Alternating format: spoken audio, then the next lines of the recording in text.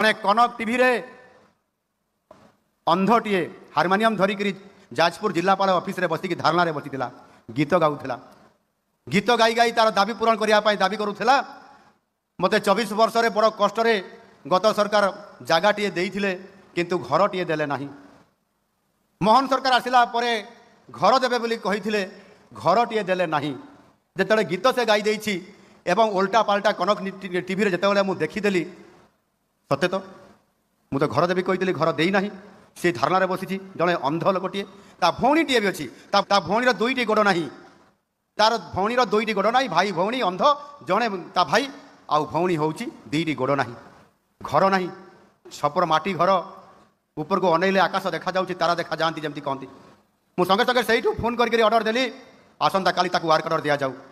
ରବି ବାବୁ ଏଇଠି ବସିଛନ୍ତି, ଅନ୍ତର୍ଦୟ ଗୃହ ଯୋଜନା କରିଛନ୍ତି। ଏଇଭଳିଆ ସମାଜର ଶେଷ ଧାଡ଼ିରେ ଥିବା ବ୍ୟକ୍ତିଟିଏ ଯିଏକି ଆମ ଅଧିକାରୀଙ୍କର ତାଲିକାଭୁକ୍ତ ହୋଇପାରୁନାହାନ୍ତି ଯୋଗ୍ୟ ହିତାଧିକାରୀ ହିସାବରେ।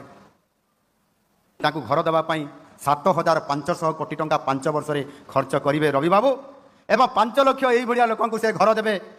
ସେ ଅନ୍ଧଟିଏ ଘର ପାଇଲା, ତାକୁ ୱାର୍କ ଅର୍ଡ଼ର ଦିଆଗଲା।